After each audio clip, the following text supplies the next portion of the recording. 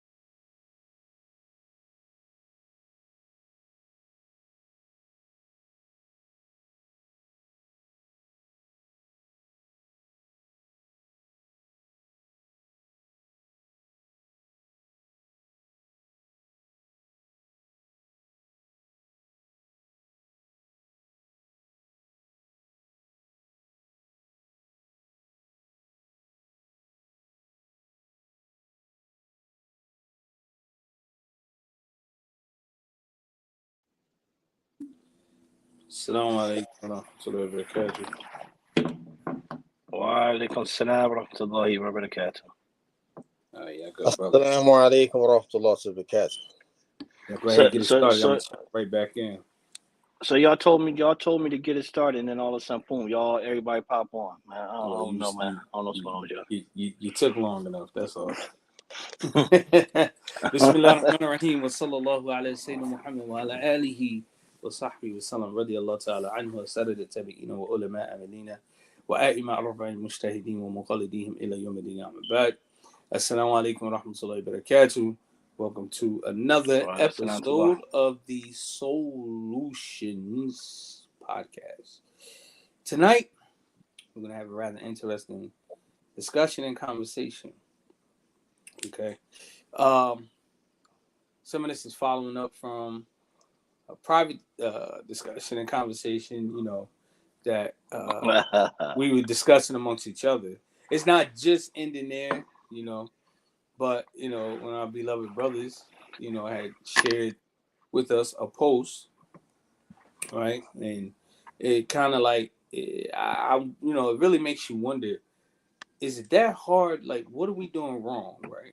One of the posts was about giving dawah for a Muslim sister to give dawah to a Christian man, and when he converts, then marry him, right?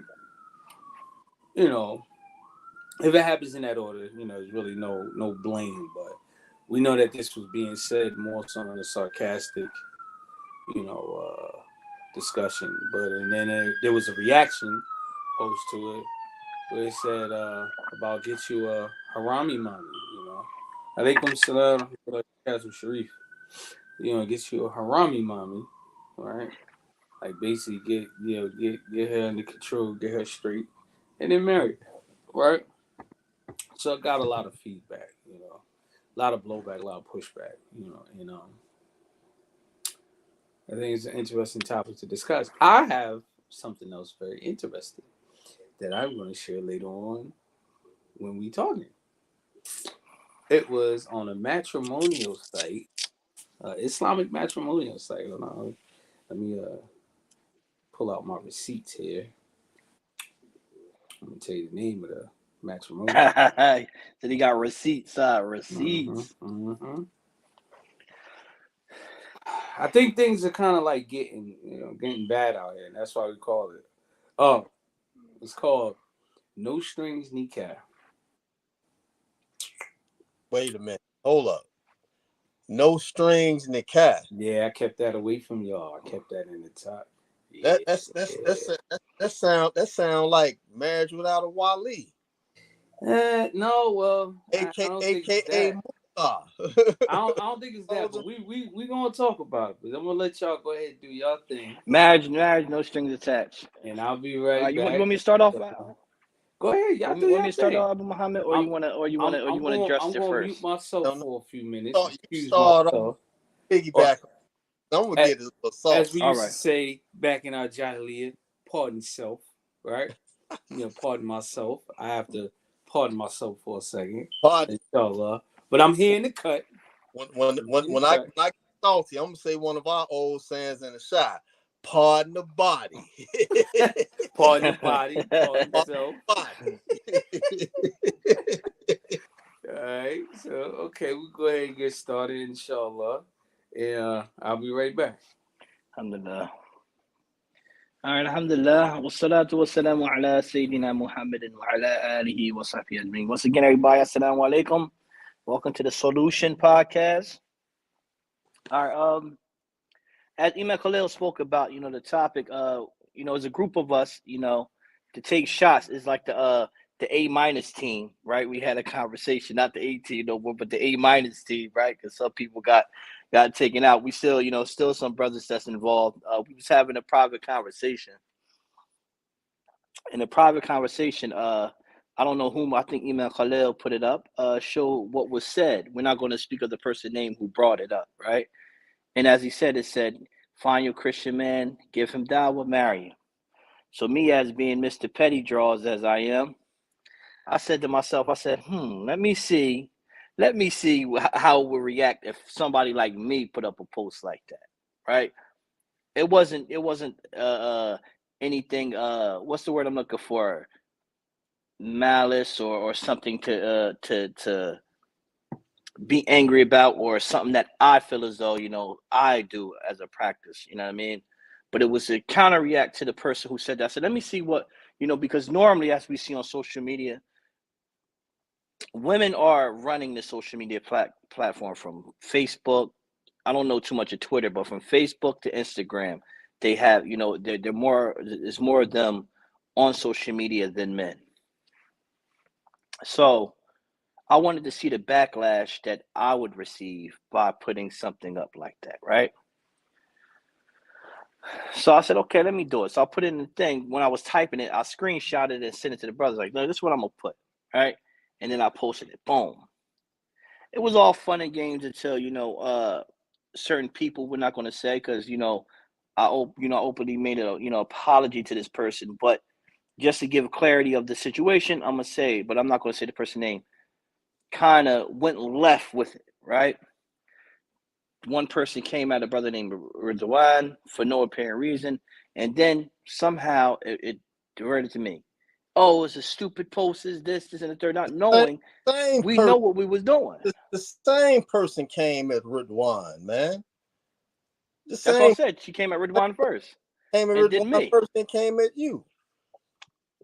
Yeah, came at Ridwan. That's what I'm saying. Came at Ridwan, and then just threw her attention to me for no reason. I didn't know. I said, yo, what are you talking about? We don't know what's going on, and then just started going crazy for no reason. I said, okay. I said, I don't know what's going on here. Right. Then, once they see one person come off like that, here come the train of everybody else who feel that same way. What are you about to say, Abu Muhammad? Mr. Petty Draws after that. Come on. Huh? Then you had to be Mr. What'd Petty you say? Draws after that. Then I had to, so Mr. Petty Draws came out. Mr. Petty Draws came out not by trying to cause harshness, right? But Mr. Petty Draws came out, okay, let me bid off you. I'm from Jersey, so we bid off what people think is entertaining. We laugh about it. Okay, you want to come at me like this, I'm going to come at you like this too. Then you do this, bop, bop, boom, bop, boom, boom, boom, boom, bop. You know what I'm saying? But like I said, we kind of dead it by this. But to get into the topic is that we see that a lot of our women are hurt by some way like this. So she reacted off of what, to me, what seems like experiencing something like that, right? Either you was entertaining a man, because normally we're not going into marriage, right? You're entertaining somebody until one of y'all feel like, okay, we need to get married, and the other say, okay, we may get married too after I'm done weighing my options out, right? So you're entertaining somebody until then. So whoever was entertaining this person might have ditched him for a non-Muslim woman, right? Fed him all the, to me personally, anytime when it happens like that, it's probably an up northern guy.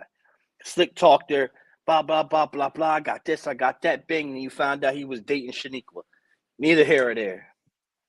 And then another person. Hey, hold huh? on. Them country boys get down too, bro. Yeah, they do. Don't let they smiles and them sweet jokes, fool you. Them country boys do. They get dirty too. Man, listen. Yeah, they don't want us. No. Men like it is, yo, bro. It is us. It is us. Because anywhere we go, women. Listen. When it come to where she was at, right? When we went down there for vacation, you didn't meet nobody from down there.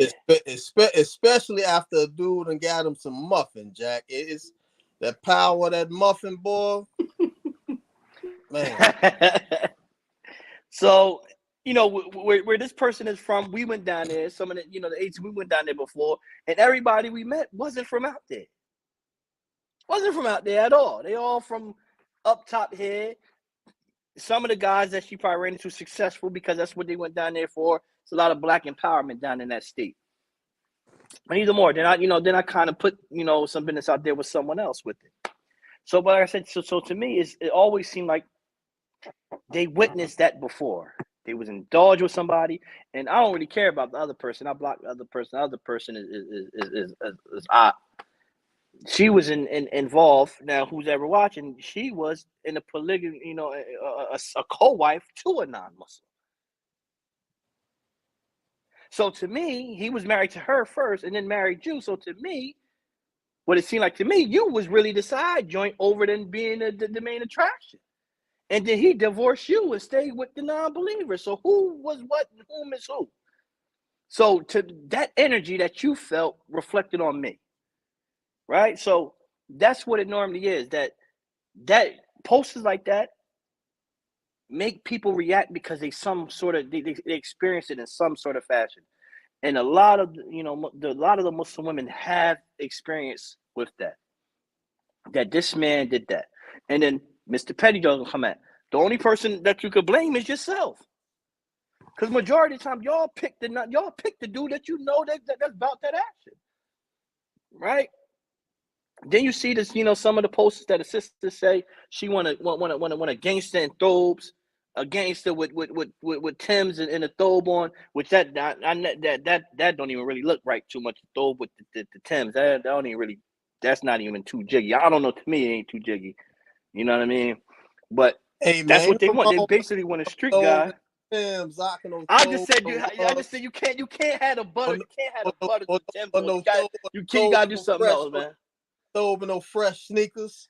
You know what I mean? Listen, the sneakers, like that's me. I wear the sneakers. You can't wear butters with the Timbs. It don't look right.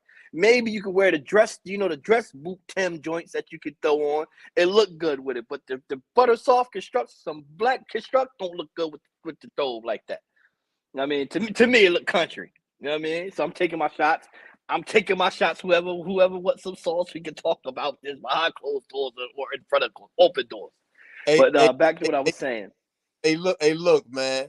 In Ethiopia, when you go into the Tim's store in Addis Ababa, Ethiopia, you go to the authentic section. Because in the Tim's store, you got the authentic Tim's and you got the knockoff Tim's. You go to the authentic section, you know what I'm saying? Authentic section Tim's, and you pay like 600 bill for a pair of Tim's, and rock up out that joint with a crispy white thobe, whitey mama. You know what I'm saying? Your peanut butter Tim's and the peanut butter staff, and go to that mean go to mash it and water Grand Mash there for Juma, and fight your way. So I got to take my shots. I got to take my shots at Ethiopia because that's almost New Yorkish, right? New York guys, right, will go in the summertime, 100-degree weather. Watch your mouth. Right? Watch your mouth. Take it over.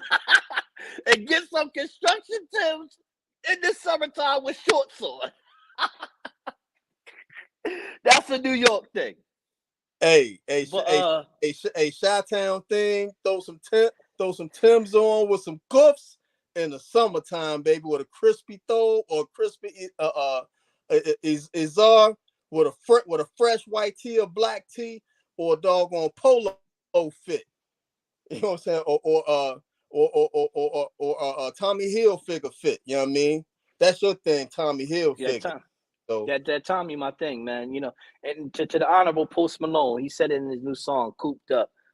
Tommy all over my body. You know what I mean? You got to wear Tommy on your body, man. Somewhere down the line, got to be some Tommy on your body, man. Pause, son. Pause. Quiet fast, son. Ain't no man on another man's body, bro. but listen. But we ain't gonna talk about your eggplant, man. We ain't gonna talk about the eggplant joint. Hey, yo, pause, bro. Pause. But going back to what we were saying. Going back to what we were saying. Yeah, let's go back to that. Going back to what we were saying. You know what I mean? But, you know, a lot of people experience that, man. You know, But when they say that, like they want a gangster and a thug, you basically know what you get. So, you know, you really, you know, we understand you want a reformed person because we all reformed. Like, you know, I was talking to one of the brothers that I did the live with, Abdullahi, and I was explaining, I said, brother, I don't talk nothing about my life on social media, right? I barely even have pictures of my life. I said, I don't speak about none of the criminal activities I did, the jail time I did, what I did. I don't glorify that. I don't really want to be known for that, right? That I was out there doing that. Yes, that was my transformation from that to now, right? But I want you to recognize me of now. You know, so when you want somebody that's still living that life, you gotta take everything that comes along with it. So if he's still out there, he got 1 foot in, 1 foot out. Majority of the time, these are the brothers that get hurt, right? Playing that type of game, and not just hurt meaning as in killed, but in prison time. Because Allah subhanahu wa ta'ala is going to make an example out of them. So now you got, you want this brother that's 1 foot in, 1 foot out. You know what I mean? Because of some sort of desire that you have of the bad guy, you gotta expect everything to come with it. Yeah, he may like a non-Muslim woman. He out there. He's out there. He may like a Shaniqua. Shaniqua looking fly that one day. He might want to slide to the bar. Can I throw this out there? You know, I'm real big on Sharia, following that joint as much as possible to the T. As Muslims, and I understand where it come from with Black American Muslims, but Allah Ta'ala said we can marry people of the book in the Quran, right? Not every city is a city like Philadelphia, have Muslims just walking around left and right, right? That's the first thing I want to throw out there. So a lot of times when you hear that reaction from sisters, they almost react the same way as if there was, a black man getting with white women, right? You know, that reaction like, brother, all these sisters out here, and you gonna pick the Nubian princess, right? So that's how the response is, and that's not gonna change. Second thing, we talk about these situations as if these people got a foundation. The only thing they got on is probably the outward appearance of the garbs. Man, I said it on your stat when you made that stat.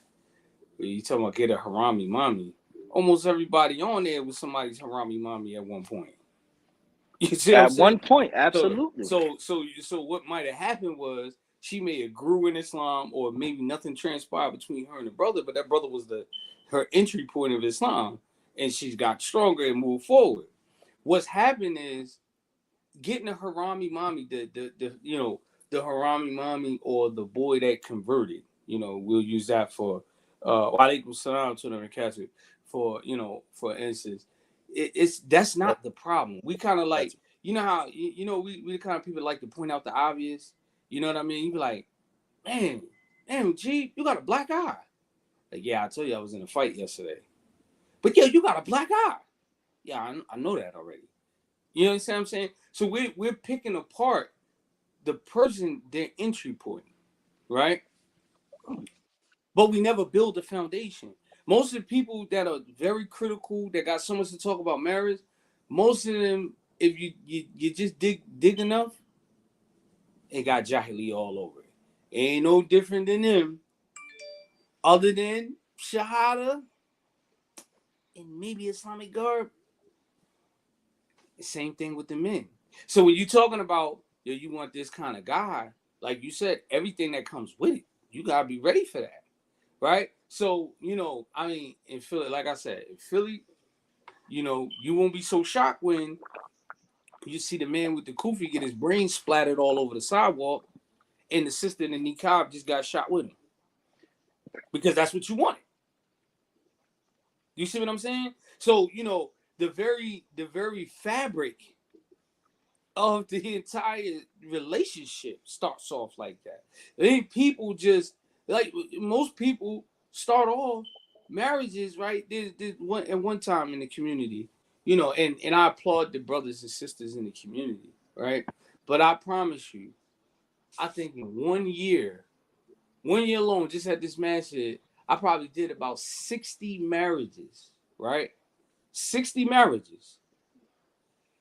Every last one of them, except for maybe a handful, they were already living together. So a lot of times we be talking about these situations and we got these horrifying horror stories, but bidaya when he hired, your beginning, your beginning and the end is in your ending, right? I mean, your ending is in your beginning, right? So that's how that joint starts off, right? The more you learn, you're expected to do better, right? Now, can a family grow from, let's say they were living that type of lifestyle into a prosperous family? Absolutely. I don't look down on nobody like that. They're trying, right? But what happens is we kind of like getting these relationships starting off like that, and then there's no change. You're still the same person you was before you was even Muslim. There's no change. So if you come in like that, what are you going to govern yourself by? See, this is what happened. This is part of the backlash of, and my people be like, no, that's not the case. There's red flag words that Muslims are afraid of. And you need to have them in order to, it's like subliminally planting, the thought in your head. One is Sharia. That word has to roll off people's tongues. People don't even talk about that no more. Right? When they say it, they be like, "Oh, we just follow Quran and Sunnah." And that joint is that joint is like the entry word to get into the club. You see what I'm saying? Where you follow Quran and Sunnah. It's a catchphrase. It's a catchphrase, right? So this type of ideology. We talking about marriage now? Dudes making up their own marriage like Frankenstein. They just throwing it together. They're throwing it together. 90. I'll lower the number. 80% of what you see today, the foundation is already started off on some haram type time. Everybody be like, stop inboxing sisters. Let's not even worry about that. What we need to do, you inboxing, let's hurry this process up before y'all start sending pictures of each other and doing all this other crazy stuff. You see what I'm saying? And then, then on top of that, they're not even really, how are we starting? What did Prophet Saleh said? Women are married for 4 reasons, right? I think everybody forgets about the deen. So they married for beauty, right? Because you see her stories where she's, dressed butt naked in the mirror, showing her new BBL and all that stuff like that. So you're like, yo, sis, assalamu alaikum.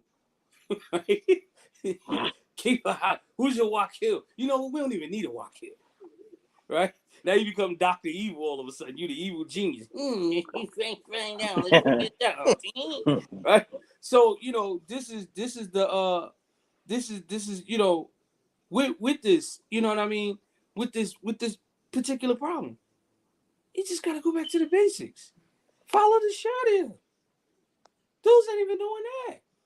You have That's more the, halfway decent. But do you think family it's where the people can problem, do right? that. that's the solution. Follow the Sharia. What happened, Muhammad? Be Muslim. Think like a Muslim. A lot, it's a lot of times, like you said, the people's introduction to Islam. I gave a couple of shahadas here in Philadelphia.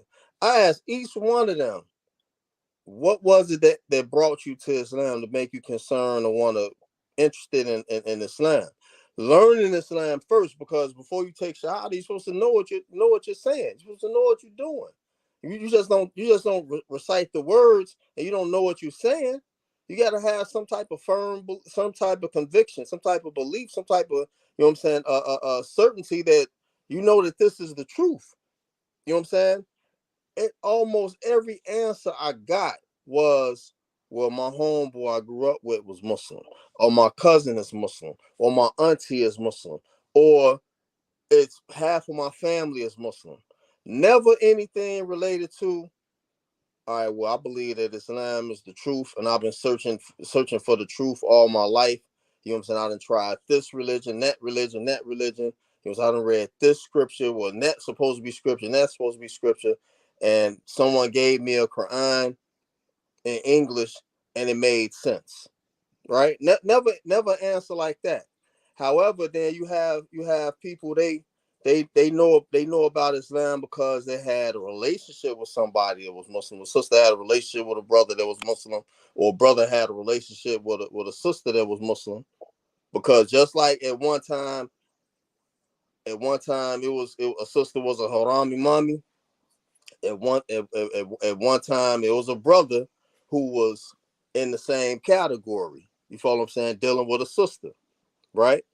So, and then what we're talking about, it doesn't fall. Everyone doesn't fall under these categories. It doesn't happen like that with everybody. However, the fact of the matter is that it does happen. It does happen. It happens all the time. Just like the post the sister put up. If you look into it, find you a good Christian brother, you know what I'm saying, give him dawah, he takes you out and you marry him. That tells me that after the sisters done went through that pick of marrying and being divorced from Muslim brothers, you know what I'm saying, that they choose Some to some of them don't never get married, all right? that he's manipulating Islam. He's giving her Islam instead of Islam instead of Islam. Then, you know what I'm saying, she want to find a non-Muslim, give him dawah, and then he convert, and then they get married. What type of Islam is you gonna be giving him? Her lamb. You know what I'm saying? Not Islam. You're gonna be giving him her lamb. You know what I mean? Because you're giving him dawah. You know what I'm saying? I remember a sister was telling me that her husband, everything that he knew about Islam, she taught him. And I found out that she didn't really know that much about Islam. At least Like that's also a contributing factor to it, is that you have what I call the stay away Muslims. The stay away Muslims, they don't participate in the community. No one really knows them, other than when they get salams to you, or or outwardly look like a Muslim, but they're not really part of anything. They're not, no learning going on. So they figure, because it's always promoted, and this honestly, this is a Western thing, right? Make sure you always keep your head in them books and read them books and challenge everything you read, right? So, there's no growth. And then, so they approach the Quran like a book of Socrates theories. Of fairy tales. Yeah, it's, so this also, it plays a part, in that. Y'all want to take a couple comments? Yeah, I see. So, but I want to add one. I want to add one thing to what you said before we do that, right? Okay. That you made a lot of sense speaking about Sharia, right? But now we got to go into the educational aspect of it, and I want to go to the northern tri-state all the way down to about when I say about Baltimore, DC, right around there, is that Sharia is not all the way to Florida. Right. All right. So let's say that Sharia is not implemented because the deen that they are receiving doesn't talk about Sharia. It doesn't talk exactly. about Sharia. That's what I'm saying. Right? The Islam they get, the Islam they get is just, you know, in the words of one of the guys that we seen today, is the Quran and the Sunnah according to the understanding of the Salafi Dawah. That whole thing is flip flop, made different. Don't even make any sense. You know, at right? one point, that used to mean something, though. Believe it or not. But according, it shouldn't be according to Quran and Sunnah, not according to the Salafi Dawah, because now that's interpreted by something instead of what was legislated by Allah and His Messenger. Well, they're just throwing their gang signs. They're letting you know what they claim. But that's what I'm saying. That's what I'm saying. So, but then it goes back to, now you're getting the information on how they want to give it, and it's not really legislating what Sharia is. You know, some of the things I even spoke, you know, these people, you ask the common person, what does haram mean? What is wajib? What is makruh? What is mandub? What is all these things, right? Not knowing these things, or even going into the asking somebody, when was the Prophet sallallahu alaihi wasallam born? Give me a date. Give me the difference of opinion of the time that he was born. Okay, when did he pass? Do you know that? Right? Tell me about the Battle of Badr. So now you saying that you are something that you don't even really love, because you don't know the understanding of what it means. That the Prophet ﷺ said, you will not taste the sweetness of Imam until you love me more than anything in the world. And you don't know nothing about the Prophet ﷺ. But guess what you can tell me? You could tell me everything about Little Dirk. You could tell me everything about NBA Youngboy. You could tell me everything about what's the Megan Thee Stallion. You could tell me all about that. You know 20 million songs of theirs. You put on a record. You got a whole iPad. You got a whole iPhone with millions of songs. You know that front to back, but you still struggle with Al Factor. Everybody has bad memories, right? Like, man, I really can't memorize a whole lot of Quran, you know, because in Jahiliyyah I used to do a lot of drugs, but every song on the radio, they know the whole catalog. You know, word for and then word. You might even know. You might know Bone Thugs. You in there. You in there talking. They know the song. You know the most complex song on earth. They know the song, so when they make TikTok videos, they know when the beat is going to break. They be like, boom. So you know, but I mean, honestly, the reality is this: we have to return back to Islam 101 for the people, you ultra smart guys, right? What I found is just from my observation is being in leadership. What I've learned about the everyday, day-to-day person, them learning about the rules of marriage according to the madhabs, it does not make their marriage any stronger. It doesn't. I can challenge people. I don't care. He'd be like, yo, what you said? I challenge you. All of the atrocities, the game plan that you hear is because people try to manipulate the Sharia. Imams aren't enforcing that. When something goes wrong, the Imam thinks of an idea that will suit the situation, which I'm not criticizing that. Right? Because even we have certain policies, right? But that becomes the entire focal point. So if you do this, it'll make you stay married longer. And that's a lie. It's a lie. You understand what I'm saying? Our judgment of the criteria that we set in marriage is fantasy. Yeah, too much fantasy. You know, it's Islam. It's not about love. Love helps, but Allah tells us in the Quran that He places between the hearts of the people, right, the love and the rahmah, the mercy, right. So we once again revert back to Allah and His Messenger, right? You know, reverted back to Allah subhanahu wa ta'ala. That's going to make the heart grow to that person. It's kind of fantasy, right? Think about it. Some of the things culturally, some of our cultural practices, I don't think we can even justify it Islamically. Like, for instance, the angry wife, right? Some people like the angry woman. where she mad all the time, cussing him out. You know, the good brother got his Imam on, looking all extra Muslim, and then he got this woman in her veil going off. And then she socks him, right? And he like, yo, calm down. They fighting and everything. You go to break it up, and they fight you, right? I seen this in real time. I'm not making this stuff up. I'm telling you, this stuff is real time. Two male, female. They were husband and wife. Fist fight, cutting up. Brother jumps, so I see him. He jumps out his car, breaks up the fight, get in the fight with the brother. The sister hit him too. Bam, get off my husband. Bro, it's not just one thing. It is the individuals. We love our jahiliyyah. Some men don't like a woman unless she's cussing, fussing, and hitting on them. They love it. And then it's like, you know, then you come to leadership, looking at leadership like, oh, what we supposed to do? Right?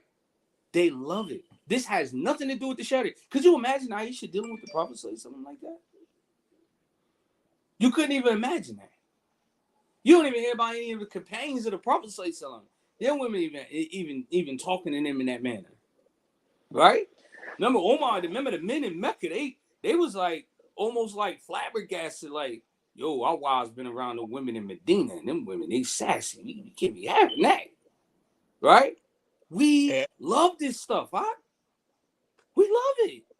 I remember one of my teachers narrating a story about the Prophet Sallallahu Alaihi Wasallam. That one particular time Aisha read it all and had hit him in the chest. Mm-hmm.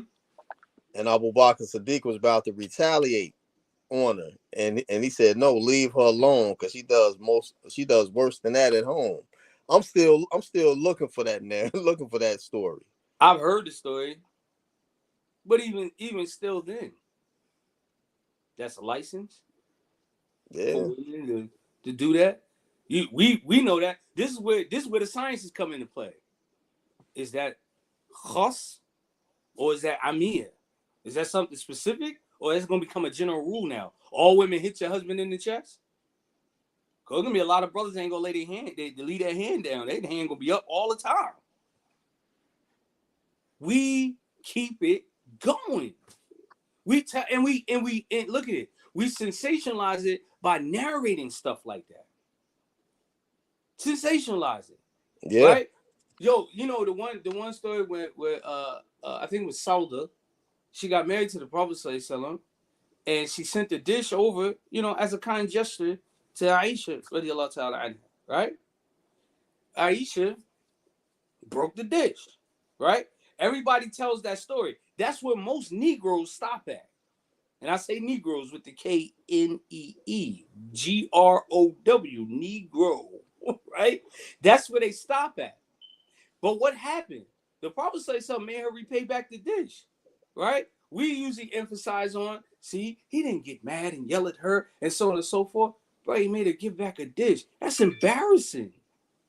Right? You know how women like to say they got their crown? Shorty, your crown was tilted. You knocked your crown off. See? What he displayed was how you fix this problem. There was a lesson learned in that, but because we like that ratchetness, we so saucy, we so zesty, right? Only do you focus on, she broke the dish. Yeah, girl, you see the mother of believers broke the dish. We sensationalize this stuff. We promote the nonsense from a knowledge base onto a very basic practical base with the people we preach it to. That's what we do. It's okay. You know, it's so we think it's all right. When people talk about the story about Omar, where the man was coming to see Omar, right? They said Omar was getting fussed out. So he was like, man, you know, never mind. I was coming. That didn't mean she was in there cussing them, calling them all kinds of MFs and things like that, like we experienced. You see what I'm saying? We sensationalize this stuff. This is a problem. This is a problem. Yo, we love to see the normalcy of the companions, but good night. Don't make them like we were in Jahiliyyah. Like everybody always used to talk about Omar. Oh, Omar, punch you in your face. Omar wasn't like that. Umar wasn't that kind of guy. Abu Bakr, radiallahu anhu, when it was time for to start checking people on zakat, what did he say to Umar? You got He said, "You got soft. You got soft." But look at the description that people attribute to Omar is more so Hamza, you know, the uncle of the Prophet. Yeah. That's more his, because remember he knocked spit out of Abu Jahl, and that was basically his declaration of Shahada. I'm on whatever my nephew's on. So what's up? You understand what I'm saying? Hamza Omar was big op. brave. Hamza was big op. Yeah, Hamza was big op. That's what I'm saying. They had to make an example out of Hamza. Sometimes we wrongfully attribute and sensationalize things and give it as wrong, you know, and put things in its wrong place. And we use the deen to justify the nonsense. Right. You can't even stop. Imagine a person like that. Well, the Prophet said, bro, listen, I'm gonna tell you a personal story, right? One time I got assaulted, because that's what it was. It was an assault case. My ex-wife assaulted me, hit me in the face with a Timberland, brother. I was hated, right? And she called Amir. Now, how I get in trouble, I don't know, because I ain't even hit her back. That's the sad part, right? I got assaulted, right? And she was like, and all it was, you know, I know she was pregnant at the time, emotions was high. I was supposed to have left some money, but I had walked out the door, but I didn't get far. I turned around, came back. I'm on the cell phone, and me, I'm a clown. I play like that, you know. I'm a clown. So she like, well, Khalil, you didn't leave me money. I was like, man, I don't even care now. You just gonna have to wait, right? So I had it in the frenzy. Bro, I came through the door, opened the door, pow! I got hit in the face with a boat. So I'm steaming. I'm like, yo, I can't even believe you would do something like this, right? So now I'm also chastising her about what she just did, right? She calls the Amir. So the Amir kind of like plays me like on some like sucker type time. I really felt some type of way about that joint. He like, I was like, oh, matter of fact, no, what happened was I actually pronounced talak on him. So the Amir, he like, Aki, you need to take your wife back. And she's boo-hooing to him, talking about, yo, he just divorced me. I'm like, Aki, she just hit me in my face, right? And I ain't say, why she in my face? I'm a very prideful person, so I ain't say, yo, she just banged me in the face with a Timberland.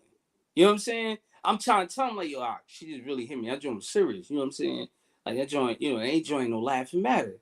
He said, Aki. This is exactly what he said to me. Aki. Yeah, Aki. You gonna get upset because your wife hit you? I said, yo. I said, man, all due respect, if I hit her, it'd been World War III. I said, yeah, that ain't cool. He said, I said, she hit me in my face with a boot, man. He's like, Aki Aisha, push the Prophet something. Hit him in his chest, pushed him off the chair. I was done. I was done at that point. Because what you did was you just validated everything she just did. Right. That is acceptable. That is acceptable. You made it acceptable. Exactly. And a lot of times this often happens a lot. You're like, how dare you, brother? You get mad because your wife is fussing you out. Words break everybody. Words break. I don't know nobody that's strong enough. If words didn't break you, then it wouldn't be a prohibition against backbiting and slandering. Words hurt everyone. Words hurt. Just like a stick across the back will hurt you, words hurt you just as well. So a lot of times, the things that we experience, we're sensationalizing them with knowledge. We're sensationalizing with knowledge. So back to what I was, back to my point before I got, all off topic a little bit. I didn't really get off topic. It's all part of it. But, my point I wanted to drive home is that sometimes our approach, especially when it comes to marriage, we still carry that jahiliyyah with us, right? All these men out here, and all these brothers out here, and these sisters is fantasizing about marrying a kuffar. If he took shahada, alhamdulillah for her, right? Alhamdulillah for her. He took shahada. At least She didn't do what the Imam did some years ago. Took and married his daughter to a Catholic. Yeah, he later on became Muslim, but he wasn't Muslim at the time of that marriage. I was with that. So this is what we're having. And sometimes, what happens with us is, I don't know why Muslims are so ashamed of our culture, our practice. But when it comes to these type of things, it's like we're afraid. People be like, you guys don't have sex before marriage? No, but we're dating. Bro, stop giving the impression like we're not the same. We're not the same. People be so critical. Well, you shouldn't use the word intended. There's a word in the Sharia for engagement. It's just not coming to my mind right now. I never knew this until I started learning this like an intermediate level book of fiqh, that the announcement of the intentions is where the big deal is at. That's really where the big deal is at. The announcement of the intentions, so people know that the sister's engaged and no one approaches her. Yeah, they're off limits. They're off limits. But now we kind of like play these games now while I'm talking to her with the intention of, possibly getting to know the marriage. Meanwhile, y'all talking to like 5,000 different people. In some countries, they incorporate, that's incorporated still. That's still practice. But because they made it part of their culture, because the Palestinians, they do that. They announce the engagement. They actually have I'm gonna call it an engagement party. But that's from the Sharia. They make it known. Announce the engagement. They recite al-Fatiha. Now they can be together. They can be together. They just can't sleep with each other or anything until the nikah. And the nikah is normally, but how the Palestinians do it, the nikah is normally the next day. That is the engagement point. Then the next day they get married. They don't have no year between that, or no week, no month, or any of that. In Ethiopia, it's an announcement, and the sister's off limits. But everyone in that tribe, everyone in that province, everyone in that town who knows them too, or knows the sister, knows that she's off limits. Mm-hmm. You know what I'm saying? But y'all want to start reading the also, comments once Abu Muhammad done? Yeah, we can do that. Yeah, there's a lot of them. They get building up. Go ahead, I'm sorry. We got some comments. Yeah, got some comments. Go ahead. We listening, Sheikh. Yeah, so that that is it's not. That's one of the things that, at least one of the things in the Sharia that we haven't incorporated here. You know what I'm saying, amongst us, because we get engaged or we get intended to a sister, and we find out later that she's intended to you, intended to brother so and so, brother so and so, and her wakil done told her, no, sister, you need to keep your options open. You shouldn't get intended to one particular brother. You should keep your options open. That's Jahiliyyah. That has nothing to do with the Sharia. It is Jahiliyyah. What's it? And then one of them brothers that she's intended to, that you thinking that you the one, she ended up pregnant by, so she wound up marrying them. You know what I mean? So, and then after they get married, those are bad scenarios. Announced that she's pregnant. It happens. Or let's calm that down a little bit, where you think you intended this sister, and all of a sudden she not responding back to texts. She ain't saying nothing. Next thing you know, she pop up married to Abdullahi, right? Mm-hmm. Married to brother Abdullah. Like you said, we bring this Jahiliyyah state of mind into Islam. So let me ask you this though, because I have seen this too. You gotta play devil's advocate. Sister be all locked in on the brother, and he got a girlfriend the whole time, and shorty pop up just at the wedding. Just, if we were to say that at the contractor of the nikah, is there anyone here that object? They come right through the door. Salam alaikum. I object. Me and Abdul been together for 8 years. Hey, look, I've seen that before. I've seen it. That's what it's real. Man, listen. It ain't just the sisters, it's the brothers. The sisters is shocking me because it's becoming more and more common now. Used to have like that one or two sisters. This joint starting to become more and more common. So you like, why are so many women doing this? Bro, you understand what I'm saying? I spoke to a brother. I spoke to a brother. Himself, the brother himself. It was a post I made about 4 years ago. He said, man, so he texted me in the background, right? He said, bro. He said, man, I had to sit down with a sister, man. Her husband walked in at the sit down, told her, get her A out of this sit down. He said, I couldn't do nothing about it, just watch her leave. My Sahaba had a co-husband before. My Sahaba had a co-husband before.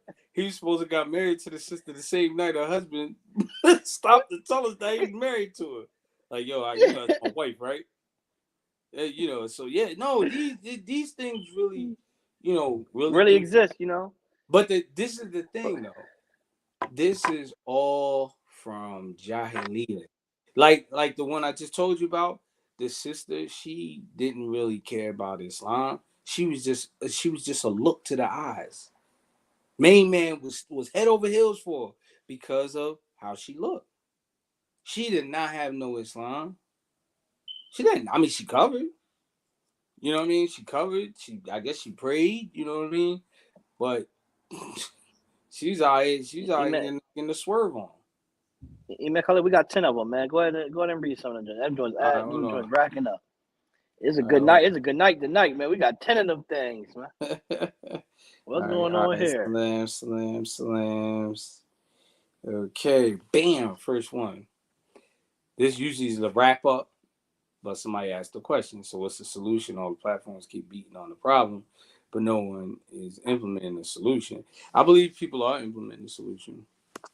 I believe in some, you know, a lot of imams are talking about these issues, and they're coming up with ideas on how to address it. And some people's approach is just too plain by the book, and some people don't like that either. You know, so you know, solution. I tell you, solution. I'm a person. You know, I'm the type of person. You know, I'm always on the look on how can I improve, how can I get better. You know, I'm polygynist. I'm a practitioner of polygyny, and what I found in my younger years, you know, you guys, a lot of brothers, I tell them the same thing. One of the things I found that made things a lot easier for myself is that I stopped entertaining so many women all at one time, right? Because usually you're trying to get married, and it seemed like you just out here like speed dating and stuff like that. But if you sincerely really trying to get married, and you know, sisters, they love to do that. I used to talk to him. He used to be in my inbox, right? You know, he used to be in my inbox. They probably didn't even all go the time. nowhere. You can open up the inbox and show, like, sound like a white slime. Hey, sis, you trying to get married? No, not right now. Okay, fine. And you move on, right? So, but there was always what I call the steady three. It was always a steady three for me, right? And it'd be like, I don't know which one I'm gonna do. You know, I ain't gonna marry all three of them. You know, and then so what happens is the longer you prolong it, or the more you talk to all three of them, that's gonna look like kind of messy. And you might have actually broke it off with the other ones, but they just kind of like see you like, oh, you talk to her now? Oh, you got to get married? Oh, no, you not, right? And they do the opposite. They come over, they try to destroy that joint, you know. So what I found was you close that door all the way, zip lock that joint tight, zip. It's over, shorty. We ain't together no more. I ain't dealing with you, right? You don't usually have that problem, but we be entertaining, double back. You break it off. She went go talk to somebody else. It ain't work out. She come back. You done moved on. Met another sister. Here you are. Here she is peeking through the window. Hey, I was just saying how you doing over there. You know, mashallah. You know what I mean. And it's like you forgot. You see what I'm saying? You forgot what happened. You know. So I found that was actually a good thing. And my advice for sisters, if you talking to multiple men, firstly, you shouldn't be doing this. Haram, right? You can only talk to the person you engage to. That's it. And I And I think it's fair on everybody's part, right? And it's not the fear of marriage, it's the fear of rejection. Is the fear of rejection, right? That, you know, if you think, right, like the sisters now, you know, I hope the sisters would vouch for that. But, you know, before we go into the next one, is that majority of the time the sister that's waiting to get married, she's waiting for the most handsomest guy to ask her for marriage, and more than likely that handsome guy, he got just as much as what's the word I'm looking for, you Khalil, options as anyone else. So now is a safe zone for her, because she really know that there's a possibility with us. But when it comes to certain men, with the idea of having options, you know that right? Everybody. Most people, when they get divorced, they have an idea who their next victim is. I mean, husband or wife. No, say victim. They already got in mind who they gonna right? Say victim. Most people don't leave. They don't leave a situation until they know they got another situation popping, and that's the truth, right? You know, people criticize the people who do polygyny, right? And it may work, it may not work. It worked for a length of time, may not work. But what about the serial monogamous? That joker worse than the polygynist. He's just in and out, one sister at a time, right? So the thing is, and case in point is, we gotta stop as spectators and practitioners. We gotta stop knocking our own deen. We knock our own selves. We knock our own people, right? Now, there's one thing: you got evil people amongst you, and they playing with you, and you expose that. Okay, that's fine. But I mean, sometimes maybe like new shahada, they excited. You know, mashallah, I'm ready to get married. Man, you ain't talking, girl. You brothers ain't got no money. Where your husband from? I hope he ain't from Philly. But here we go, right? All them out of town dudes is cornballs. They just be doing that stuff, be trying to bid on the internet and all that. All of them got a shorty from Philly in their inbox that they planning on marrying. Them dudes is corny. You corny. You talk about a girl, but you secretly still trying to get with her. You're a cornball. Bottom line, it's on this corny, man. It's so corny. They was the ones who's getting punched in the face. They was the ones getting punched in their face in high school. That's the definition of a C blocker. So corny. That's the definition of a C blocker. It's gotta be all the sisters from Philly this, the brothers from Philly that, sisters from Philly this, brothers from Philly that, and they get with them. Man, one trying to get with them. And the fact that Allah makes it easy for them to get married is really more humiliating than anything. But most people don't care about what they say because they just say anything and don't care. But you look stupid. You did all that talking and you with the people, the very people that you see. That joint is case by case, situation by situation. That jahiliyyah is everywhere. But I had a situation, man, and one of the craziest situations. I ain't gonna talk about it. But the sister that I was married to with that situation, she wasn't even from Philly, and I was just like, "Oh, they do that down south too, huh?" But Imam, I got a question before we get into the next one, because we got to get into bracket up. It's 14. Nah. Why does money only matter when it's not a person that the woman is interested in? Well, money matters throughout the whole thing. The problem is that there's stigma that live amongst the Black American Latino community. Do you get what I'm? But do you get what I'm saying? That stigma. Like a woman would say, "Oh, he's broke. Don't marry him." Until he has some sort of status or something that she wants, that she's willing to compromise, then money doesn't matter anymore. That's like women. You know the women that I see in polygyny the most is the ones that got divorced from their husband because he took another wife. I am that since they do that. I can't do it, Imam. I can't do it. They come back around the next go around. They the third wife, fourth wife. I be like, y'all know how I do. Says, what happened? I thought you wasn't really into polygyny. You changed, huh? Mashallah, yeah, mashallah, I changed. But you wasn't patient with your husband, though. You in this joint. You gonna be number 4? Yeah, mashallah, I grew. I mean, no, I'm proud of you. But why did she do that? Why did she do that, man? They just settled. Like, well, okay, whatever. I can't say that, man. Man, they settled, Sheikh. It ain't settling because there's nothing wrong with polygyny. That's our problem. That's jahiliyyah.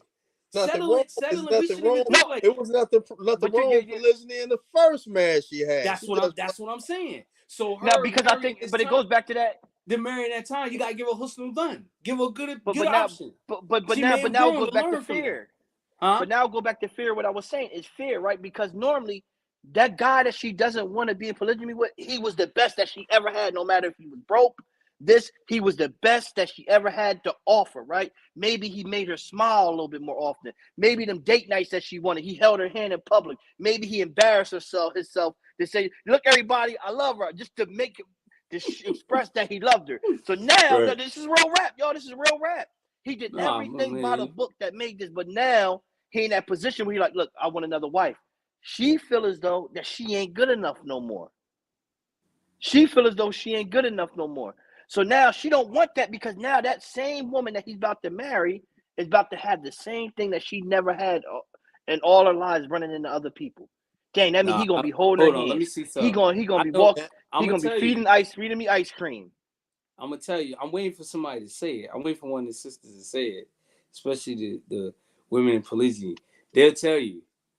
They'll tell you if I was asked, they all say the same thing. My wife say it all the time. That joint feel good coming in, boy, but when you in it and somebody coming in on you, it ain't the same. I'm surprised they ain't put that in the comments yet. Hey, we got 16. Go ahead. We got 16. We got 16. Read some more. That joint is an act of control. If your wife, you marry your wife, y'all been married all these years, you get another wife and she talking about leaving you, it's a method of control, beloved.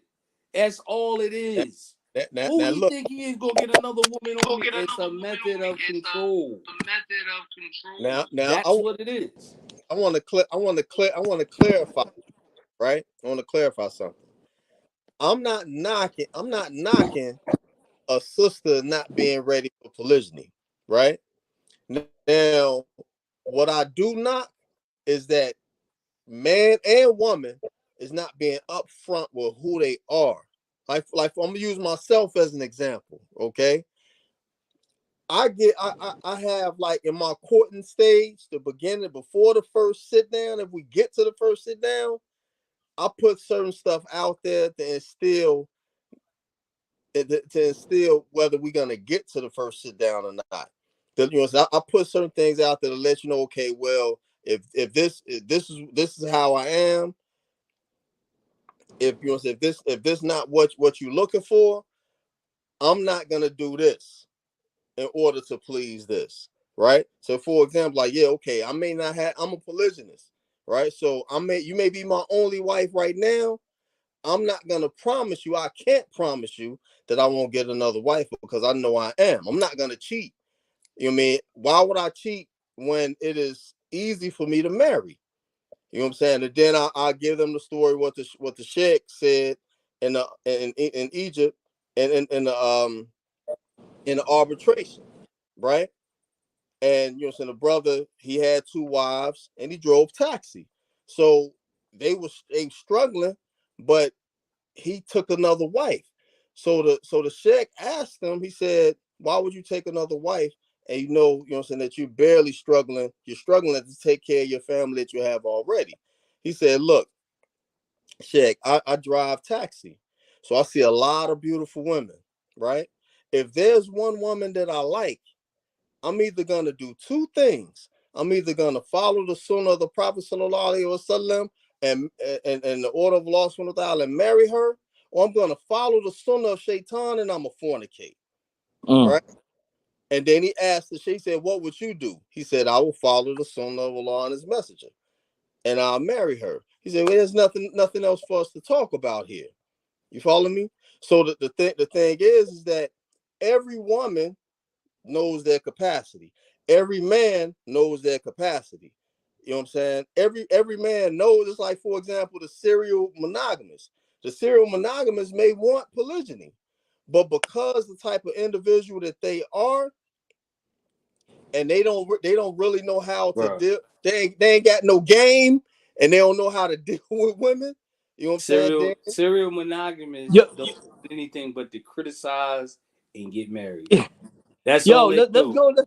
Let's go to more joints, man, before we go. Yeah, let's go on to that. But this, Let's go one to it. thing I just want to mention. I want to throw in there, Muhammad.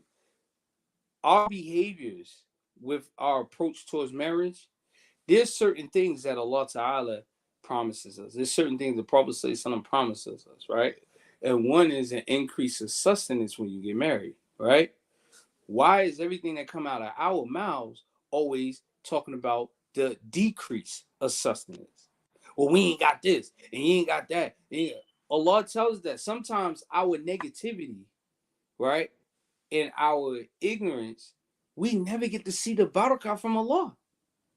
Never get to see the joint. I ain't talking about somebody just sitting there Indian style and just waiting for a ma'idah to fall out the sky. I'm talking about a person continuing moving, making moves, shaking and baking. We don't never let that happen. All right, hold up. Let's go to these. Boom. Booyah. Don't you think the problem is the people really don't know the practice of their deed, nor do they know the obligation and prohibition of religion. We're not educated in the fundamentals. I think we did we spoke touch on that and we agree. Yeah, No, we agree. We agree with you 100%. No. I find that our people sometimes find difficult to articulate what it is they may actually feel. It's not always that those things mentioned don't exist. I believe those answers are just easier to convey. I know it's going back to something that we were discussing. Yeah, if you can explain, send another to elaborate comment, a little bit more. Yeah, comment and just put us back up to speed, and we'll come back to it, inshallah. No. One of the major problems with our behavior in marriage or any dealing is lack of certainty in the akhirah and in the ghaib. Absolutely. I'm speaking on how we act.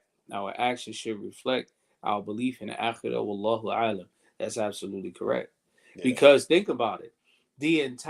Everything is centered around us getting Yawm al-Akhir. Inna alladhina aminu wa amilu salihati. Right?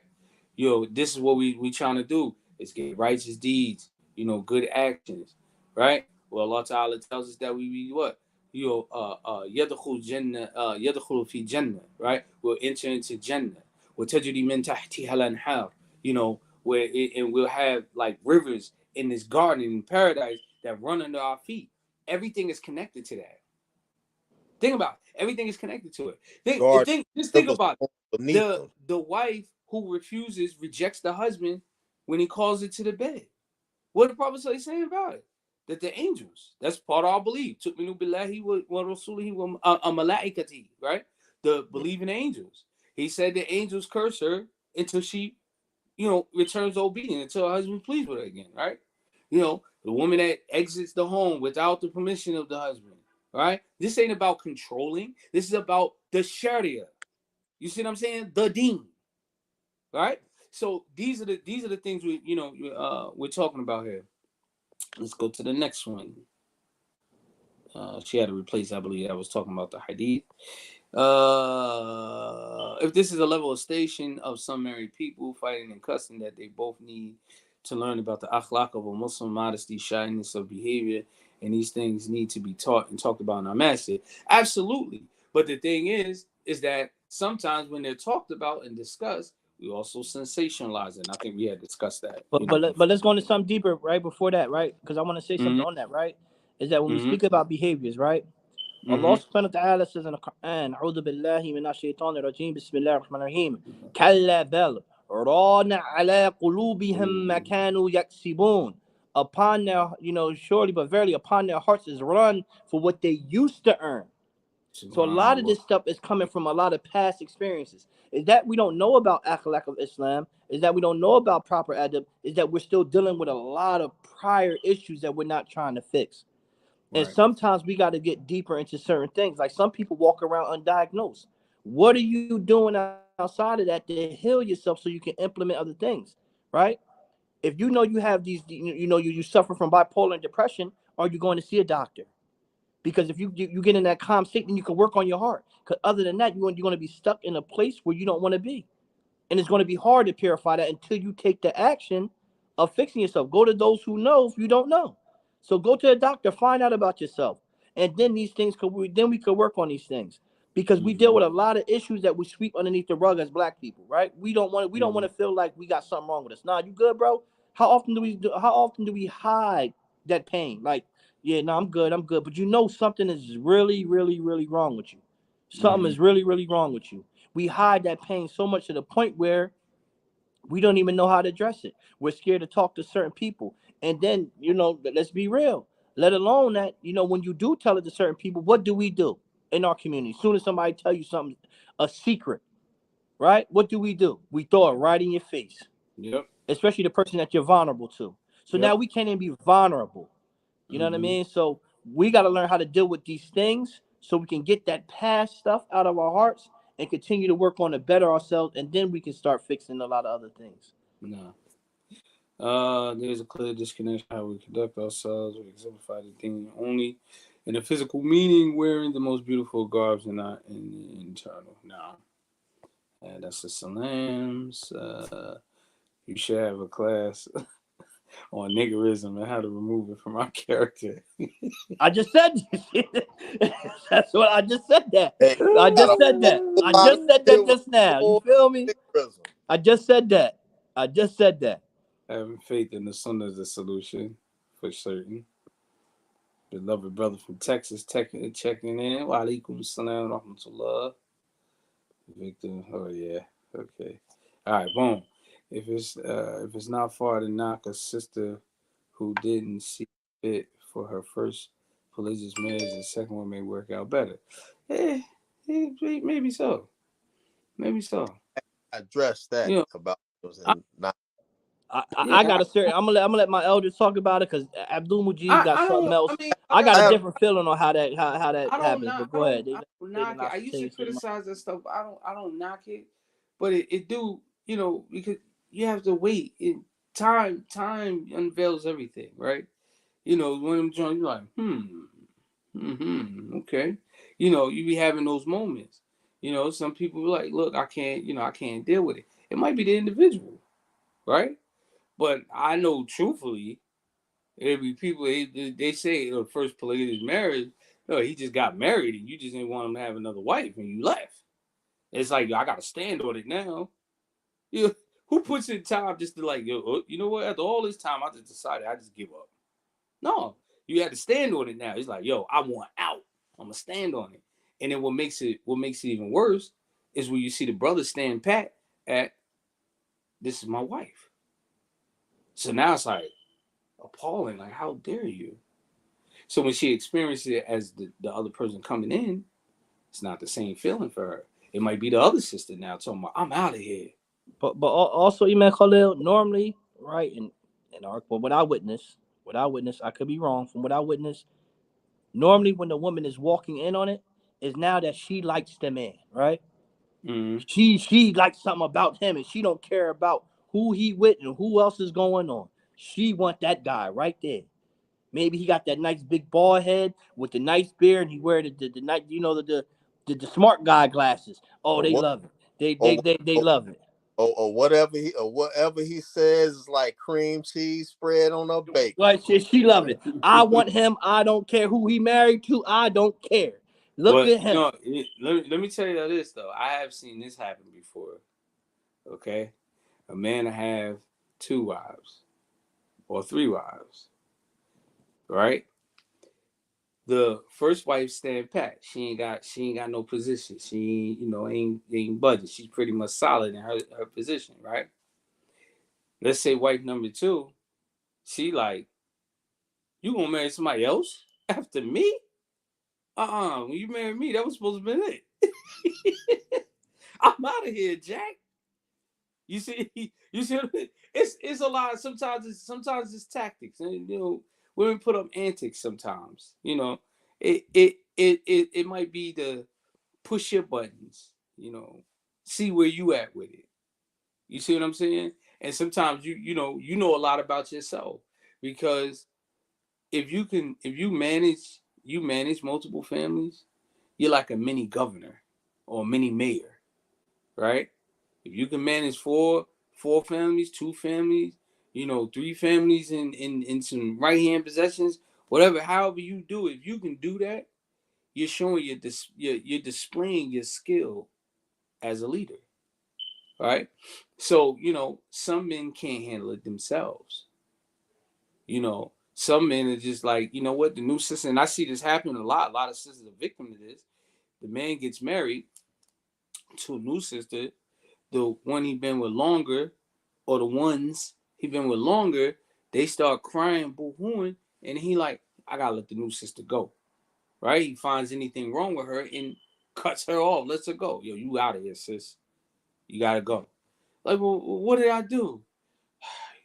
Use Listerine. I told you I use Great Value mouthwash. This ain't gonna work, right? So it finds anything to snip, or then he starts sounding like my kids, man. I got kids with this woman, and she talking about getting divorced from me. Everything starts changing, and so now you go from I'm practicing the laws, Dean. That's right, la ilaha illallah, to now you starting to sound like you just got caught in a sex scandal with your wife. So, but anyway, moving right along. Women are impressed with wealth, status, beauty, and none of it quenches their thirst for happiness. They want a brother with long pockets to impress their girlfriends. That's a problem. You might got some of your answers. We got. Hold, take notes. We might have something to talk about next week. That's woo. That's spicy right there. Wait, hold on now. Wait, where'd it go? Okay. Coming in second, third, fourth is different. Real though, when do you see a sister interested in a brother though? If he got long pockets, or interested in a brother that got 2 wives already? You know what I'm saying? They checking out how his wives is, and they checking out what they driving. Or if you're on the minbar and he say Alhamdan kathira tayyiba mubarakan fi. He say that up there, you know what I mean? He got that nice stalwart sharp. He on that minbar. You know what I mean? And then she like, ooh, he's smart. You heard how he said How he speak Arabic? Are you a native Arabic? You speak Arabic. Where you from? Where you from? I just want to know, because the way that you speak Arabic, you don't sound like you from here. Yeah, I studied overseas with Sheikh Mukbel for 300 years. Alhamdulillah. It says, I was speaking with regards to replies. Okay, this is going back to regards to seeking to take shahada, and the replies are asked why. It was directed to what and Muhammad Ameen was speaking about. Alhamdulillah. Okay. What replies? Okay. That's another conversation about how our people view therapy and mental health. Some of the problems are people are possessed by jinn. I agree. Brothers, please remember, anything you think the opposite can always be true about a person in our situation. Absolutely.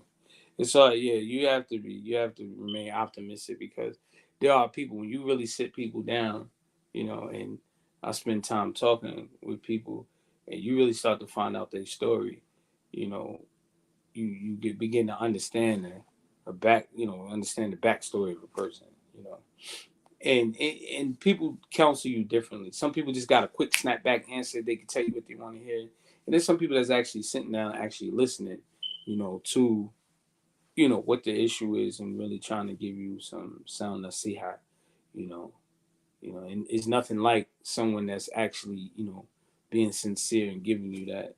That cares. They're really about your well-being and give you some good advice. It seems that you all are more focused on the women and what they say about polygyny instead of making yourself worthy of polygyny.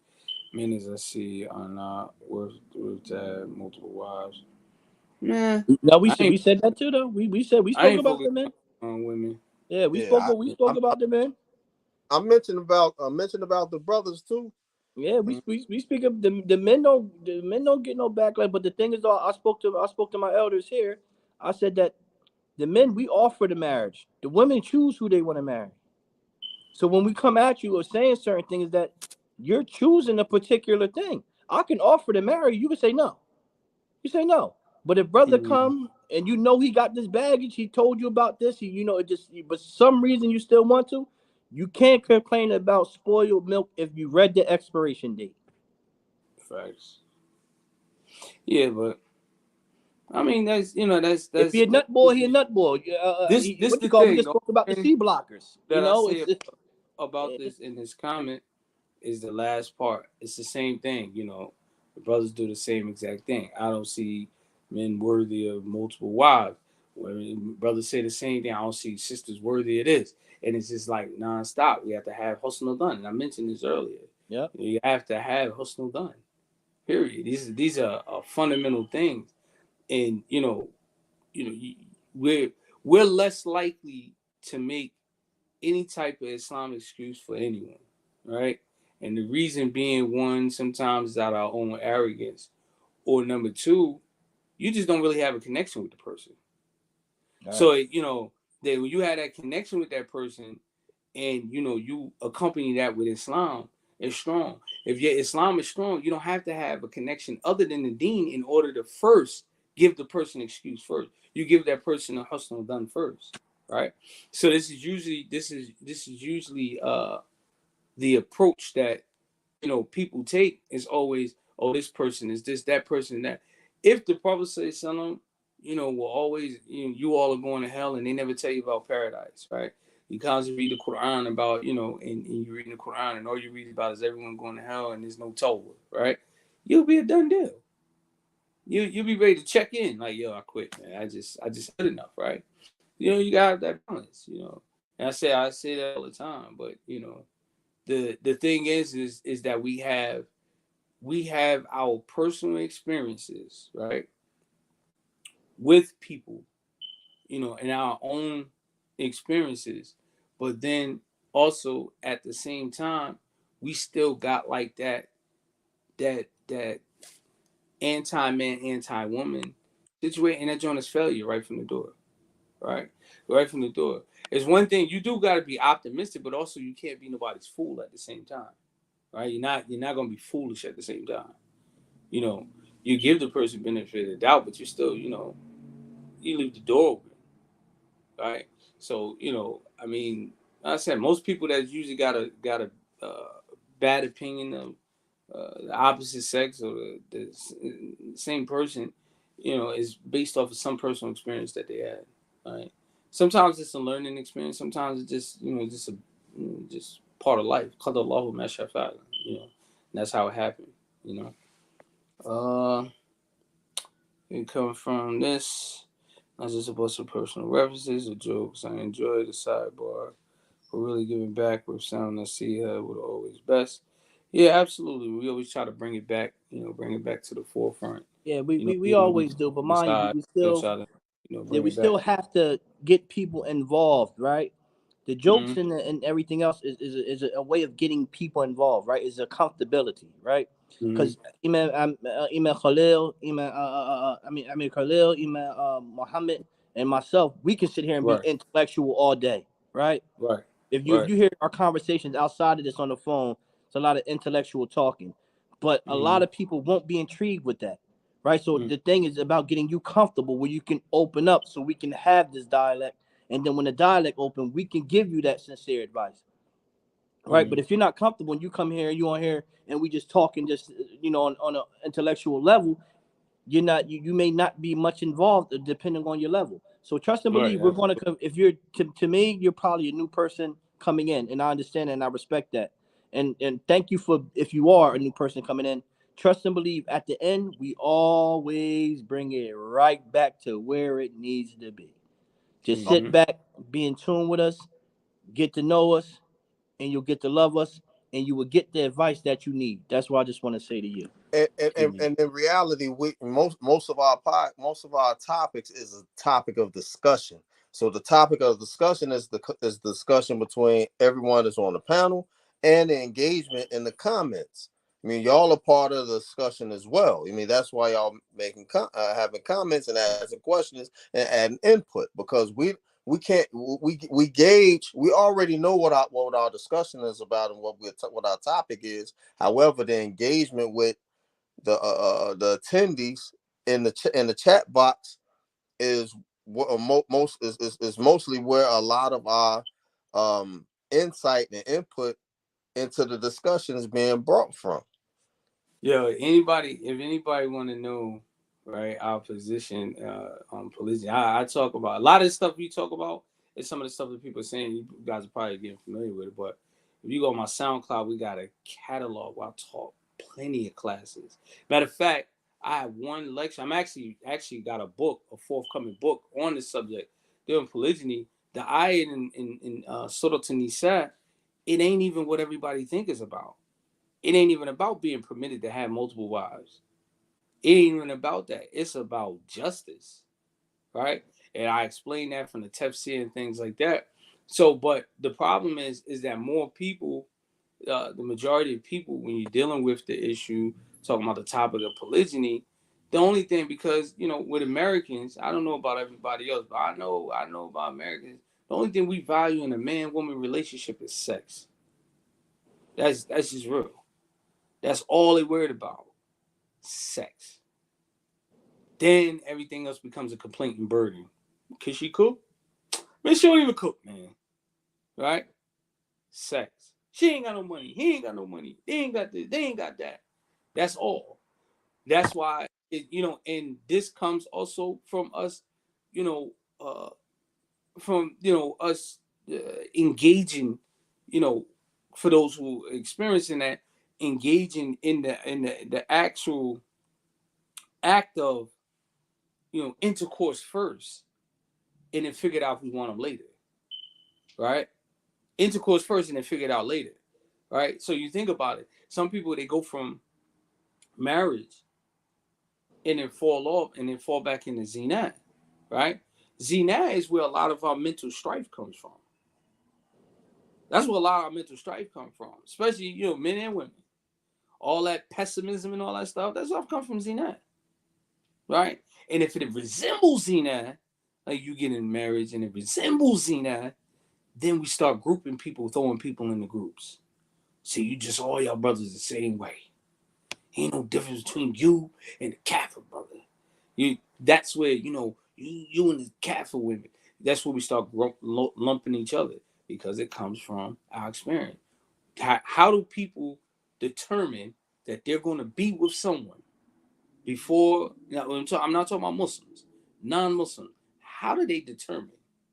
What is usually the determining factor? 80% of the time. Sex. Sex is good. She gonna stay long. That's all we care about. And so when it comes to polygyny, sex is always at the forefront. These brothers need to lower their gaze and control their nafs. Right? The same thing. It's sister, it's not interested. She may not be trying to get married. Maybe not getting married to you. She being polite about it. It's saying, no, bro, I'm not interested in marriage right now. It's not up on us talking about you ain't hitting. Somebody gotta be hitting that sister. That's not up on us. You gotta assume the best. But because like everything is just about sex. So that affects the way we think about each other. It affects it. You see what I'm saying? So this all plays a part of that. It's more to family building, nation building. We have to see ourselves as nation builders. We're not seeing ourselves in no such thing, right? I mean, when it comes to it, we start. Most of the time, we can't even get past to talk about real stuff, right? Like land, housing, economics. We can't even get to that joint because most of we can't even we can't get past point number one. That's what we've been talking about. Foundations, building foundation. We haven't been able to get past step one. Because a lot of times, we're going into, we spoke about this before, that a lot of times we're going into marriage expecting that the marriage may not even last that long. So how can we build foundation when we going in like, man, I don't even know how long I'm gonna stay with this person? Listen, bro. When we go in to purchase that house and that lender gonna give you that money for that house, you be like, 30 years, man, I don't even know if I'm gonna be able to pay this off. We don't go in there like that. Hey, look, this is a sidebar, right? There's an episode on the Cosby Show where Vanessa she come home with her fiance. Now, the fiance expressed that his family and all his friends knew that they was engaged 6 months ago when they first got engaged. So the issue that Mrs. Cosby had was that didn't nobody know, that you didn't let you this y'all knew for a whole, you knew each other for a whole year, and you didn't share this information with your family, with me and your father. So then when they were sitting at the table, Bill expressed, he said, look, none of us like you, right? Until, you know what I'm saying, we don't like you. He said, you could be a banker and we still won't like you because the way that you presented it. And he gave the analogy of his favorite food, steak with some potatoes and some sauteed mushrooms. He said, and you present it, and you present it to you in the garbage can. He said that the garbage can top. He said that's how she presented you to us. So he asked him, he said, so how are you gonna, he was like, we're not, the guy, he said, we don't have no want to even stay here. He was like, because we said we don't have any room. He said, we don't have any want for you. He's like, no, you will not stay here. So he said, well, I have a ranch. He said, did you say you had a ranch? He said, you bought a ranch, right?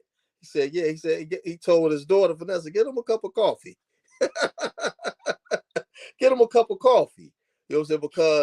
Because he looked at it as, okay, all right, yeah, we just hearing about you a year later or 6 months later.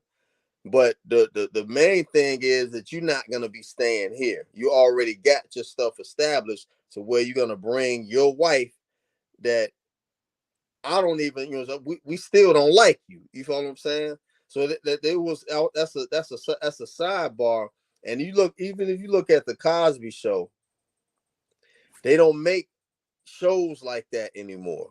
Or any shows that came out in that era, they don't make shows like that anymore. Most of the shows now, most of the relationships is like 14-year-old kids, and they got boyfriend and girlfriends, or girlfriend and girlfriend and boyfriend. Yeah, yeah, or married couples previously divorced. Wait a minute. I'm gonna finish up. Let's finish up these last couple comments because I got something for y'all. I ain't even shared with y'all. So we'll blow through the comments. If it's good, we'll blow through them. Brothers want polygyny before he wants to learn deen. You never stop learning deen. You become Muslim tomorrow, get married, you still gotta learn. It never stops. Yeah, that comment should say brothers want polygyny before they get the first wife, before they even get married, period. Bro, the only people that talk about polygyny is people that ain't in it. Yeah, that's true. I can say because I don't talk about it. I don't. You see, ain't never been. I stay in my lane, man. I stay in my own lane. The people who argue the most about polygyny aren't in it. The people who in polygyny are just in it. I mean, I stay in my own lane. I feel as though that we got to start building families and protecting these children. Our children is out here dying. Let's start creating families. Forget you know. I stay in my lane. But go ahead. You know. Yeah. Hold on a second. All right. I agree. I believe in open dialogue. Being a dedicated listener, feel that 80% fluff and 20% key point the last few minutes. Our critics were our supporters are some hard line critics. They did. Anyway, go to the next one. May Allah bless you all with good. I mean, yes, I mean, Claire was a blueprint for a wife and a mother. Well, they took all that stuff away now. The most, you know, these TV shows. So we can't. No, you know, they, you know, what you call it? Hold on. Step one: build a successful marriage with one wife. Teach your family to seek knowledge of the deen. Learn Arabic. Learn the prohibition. Learn the orders. Become practitioners and not talkers. Absolutely. I mean, at the time when you become married, when you get married, you're actually a practitioner. Now, the thing is, usually where the failure goes in at is what do you do after the marriage? Most people will spend most of their time hyping themselves out to get prepared for the marriage and to get in it. And then when they're in it, they don't know what to do from there. Most people think, oh, okay, let me get a job. Let me get this. Let me get that. You know, most Muslim families, they have a gang of children. They don't teach their children. How many times you come to the masjid and the children. I just one time we was in the masjid. This back in the day, and the brothers, his brother, he came in masjid with his children. The little boy was like, "Man, there ain't no difference between the Bible and the Quran. You know, we do Ramadan, we do Quran, Quran and Ramadan and Christmas, and do the Bible and Christmas." We was just like, right? Most of the people don't teach their children. They got Muslim names. They got certain Muslim behaviors. We focus on outward characteristics. Like, what are you supposed to say? Assalamu alaikum, right? Yo, you know how to pray? No, I never been to the masjid before. You talk to these little kids, they don't know. The children expose the secrets of the parents. Yes, They ain't got to tell the bad. They don't even have to open their mouth to expose the secrets. That's a change in generations, because when I was coming up, a lot of the mothers and fathers, they had talim in their houses.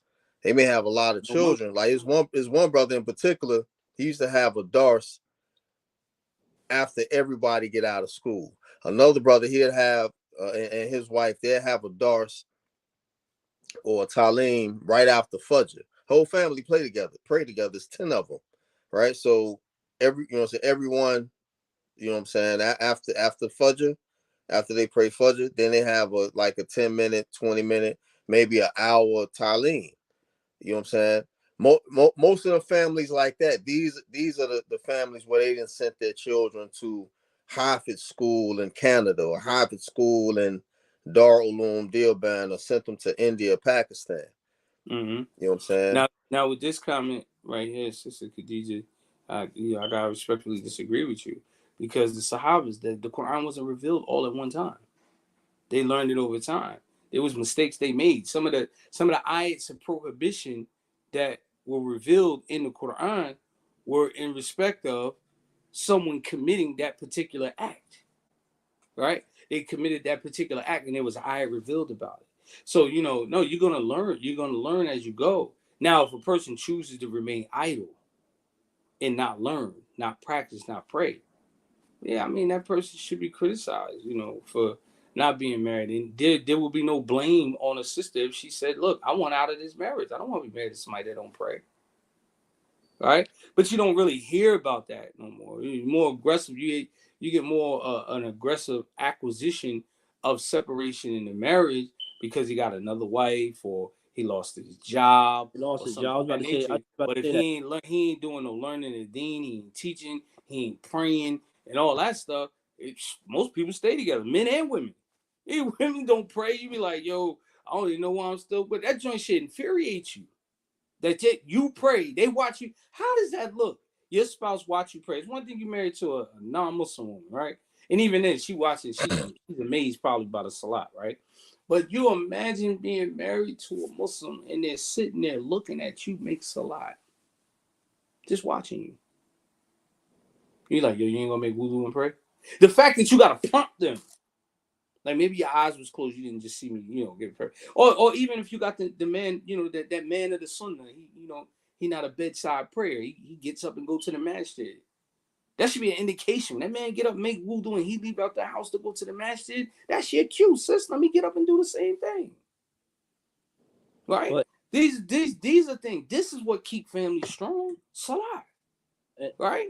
How many times you'll have only one person praying in a household and everybody else don't pray? Children don't pray, wives don't pray, or the wife pray and the husband don't pray and the children don't pray. And I think that's an emotional thing, man. That it goes back to what we was talking about. Like, maybe that'd be a topic. Really getting into mental issues. That if a person could get up, like you go pray and somebody can watch you, somewhere down the line they feel like they're not good enough. They're hurt about something. I think they got some depression going on. It's some depression, exactly. They feel like it ain't anxiety, it's depression. Anxiety, you're anxious about something. It's usually over something that you don't have control over. But depression is just some kind of regret, remorse. That's what I was saying. They don't feel good enough. They don't feel like they're good enough. They're sitting there. But bro, I mean, that's all fine and dandy. But still, at the end of the day, you still got an obligation to pray. And what happens is, with that person, that becomes their excuse. And then after a while, they either start to say, "Pray ain't obligatory for me no more," or "I just don't feel like doing it." It's one or the other. That becomes the reaction, even if they do have this thing bothering them. You see what I'm saying? So, all right. So let me get this thing out here. Is that all? Is that all the comments? That was all the comments. Hold up, wait a minute. Yeah, when he stops praying, that's a talking piece for two spouses to work out and find out the problem and then fix it. It might not be no fixing. Yeah. It might not be no fixing. I'm not saying that you don't talk to the person. That's not what I'm saying. Don't mistake what I'm saying. But ultimately, that's a deal breaker. Ain't nothing to talk about. Like, you gonna start praying? The Sharia, go back to Sharia. What's the hukum? What's the Islamic legal ruling for the person that stops praying? How long do they got before they start praying again? 3 days. 72 hours. 3 days.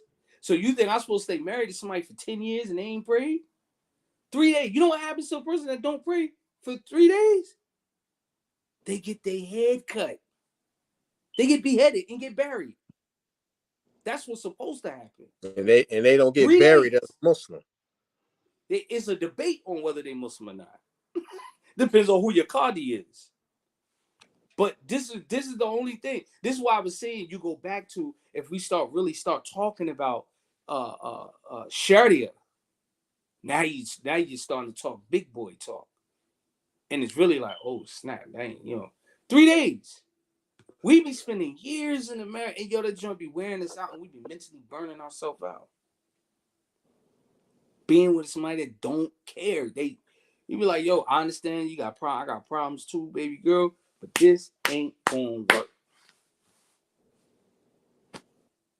You see? So, I don't disagree with you, sis, about, you should talk it out, but I don't think I'm doing a whole bunch of long talking. That's just me.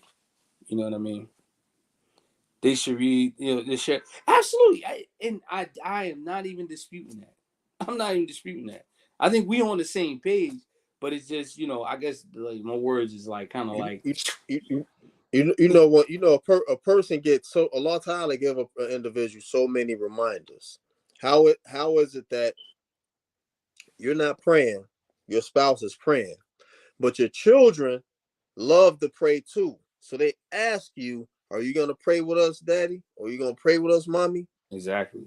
That's a reminder right there. That's a direct reminder from Allah subhanahu wa ta'ala that you need to be praying. Whatever the depression is, you gotta snap out of it. You gotta snap out of it. Because the problem is that this gives a false signal to the children who love to do what you're not doing. No. All right, y'all ready? Y'all ready for this? Yeah, I'm ready. All right. So I told you this thing's called No Strings Nikah, right?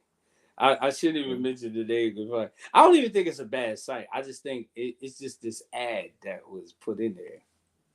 No Strings Nikah, right? I never even knew this existed. Somebody forwarded it to me.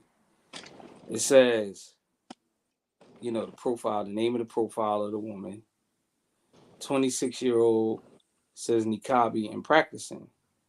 Ethnicity, she says she's from Northern Africa. She's divorced. She's searching for a no strings nikah to be a second, third, or fourth wife. This is where it gets funny. I want to be objectified in bed. Totally submissive to the man for a degrading kink. Quotation, put in quotes. Slapping, / abusive in the bed included. Must be older than me. I don't want to be the first wife. Now listen. I bet not catch none of y'all brothers up there trying to build a profile and looking for this. Why? That's what I said. Why are you even reading this? This is stuff for look, right? It says must be older than me. I don't want to be the first wife. You need to be married and have experience with women. Preference for, she wants a North African or Arab man. She want them tall. They ain't just black women only want tall men. She wants them tall, handsome, with a strong build, and need a man who can handle my curves. I don't care if you're all strong. If you're all strong, wait a minute. If you're all string wives, oh, I, I don't know. I'm interpreting. I don't care if all your wives know about me or not. Okay, you ain't gonna hear no fuss if you don't never tell your wife about me, right? This is where it becomes problem. This is also where it becomes problematic. I don't need no mad wifey at my doorstep. Thank you, right?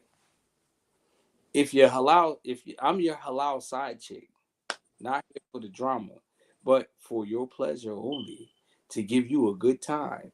If you're interested, private message me. My wali is my father. He's okay with me being a second, third, or fourth wife. He no need to ask your best friend's best friend who has an uncle who knows someone that knows an imam to be my wali. No games. You're a man, speak to my dad. What y'all think about that?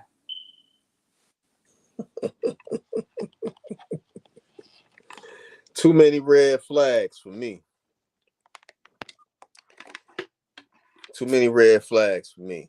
And the one red flag is that your father is your wakil, your wali, and he don't know anything about your intentions, about your behavior.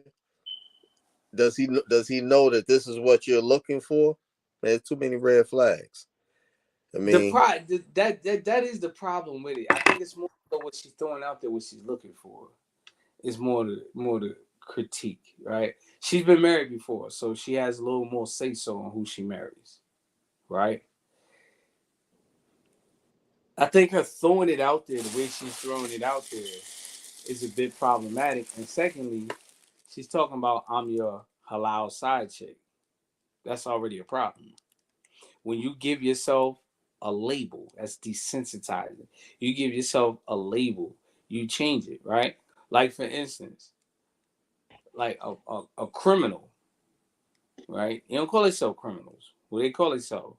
Gangsters, thugs, real ones, right? So they change they give themselves a title to take away from the heinous of the crimes that they're committing, right? So she wants to throw it out there to you, like pretty much I'm looking for a good time. I need you to be a man. I need you to keep your ladies in place, right? I don't care if you tell them about me or not, but this is what I'm looking for from you. This is what she's saying, right? And she referred to herself as a halal side chick. That's where it becomes even more problematic. She's actually expressing to you her theory. See, there's a lot that come with the halal side chick because you call yourself a side chick. There's some side chick problems. Yeah, you're gonna have side chick problems. If your wives don't know about it, she's gonna make sure she's known, right? She's gonna start doing things. You know, she gonna, mashallah, you so cute, hubby. Right? Yo, did you not peep what she said that she want? I thought you were a halal side chick. What happened? You supposed to be quiet. Imam, did you not peep that she said she want a mandingo? No, she said she said she wants a think of the stigma of what they say about Africans, right? So y'all trying to sugarcoat stuff. She said she want the African guy, built. She want him tall and handsome, Tall, big, built. She want. This sounds nothing but a sex addict, a sex addict with hijab on, man. That might be. She said that repeat the first couple sentences because you try to beat around the bush. No. Listen, that is poison from the rip, bro. That joint is poison. I'm slow at drawing a bad conclusion because she's trying to get married. She's trying to get married. She wouldn't go through all this to get married. You can do all this without even signing up for some site and mentioning anything about your daddy. But look at the type of marriage she's describing, though. What type of marriage? That's what I'm trying to say, man. No. That might be what she's looking at. She's probably trying to tell you, like, listen, I just need some companionship. That's she's trying to tell you. But all of the other stuff that go along with it, that joint is like trouble waiting to happen. Yeah. I'm your halal side chick. Just come on over here with me. Right? That's what she said. There you go. Man, she coming like sunshine. She coming like sunshine off of Harlem Nights, Baby, man. put your mama on the phone. She coming like sunshine, man. That joint poison, man.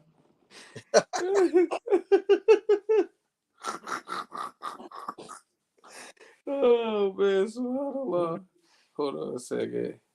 What she's trying to say, she's going to make it hot and heavy, like illicit affairs are to appeal to his lust and desires, and she does not seem to be up on a righteous intent. What she really wants to replace anything he had. Hey, I agree with you. I don't disagree.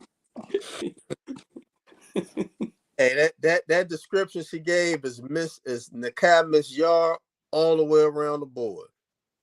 I don't know, man. That joint just sound like Multa waiting to happen without, with all the ramifications. It's just, I don't know. It sounds like a recipe for disaster. I mean, she might find the brother, that she's looking for. He might be able to influence her to, what she's expressed wouldn't be bad if she kept it to herself, kind of, and eliminated that whole side chick philosophy. You know what I'm saying? And just more so, I'm just trying to be his wife. You know what I mean? I don't want to do, seem like the other thing, because Christians have a bad habit of that too, is they demonize sex as well, right?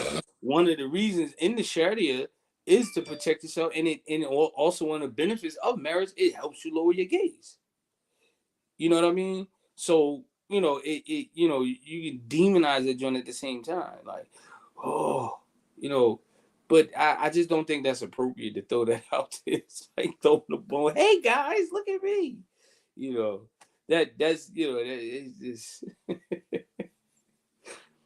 I'll be a halal side chick, bro. Oh, bro. Mashallah. Yeah, she needs help. Yeah, she needs a little talking to. I'm pretty sure that if her Abu actually seen that, I think he would have some words for her. This is no different than to be able to social media entertaining men in the DMs. Well, she did say private message me. But I mean, she's well. The difference between no, because they do it social media too. She's having. It seems like, man, she's throwing it out there. It's a no strings attached nikah. Bro, I think it's something else between that, man. It probably is. I'm just saying though. I figured I shared it with you since we were talking about what's being hard out here. It's hard out here. It's almost like a. I guess she. I don't know. Bro, she named. She didn't say nothing about African American man. She named two specific type of guys. Yeah, African or Arab. Or Arab. Somebody who either got a little bit of dough. Well, she named a specific area. Africa, though, she named a specific area where they're getting that money. They get that scam money. Now she said she trying to see y'all thinking some old evil stuff, man. Because she named two type of people.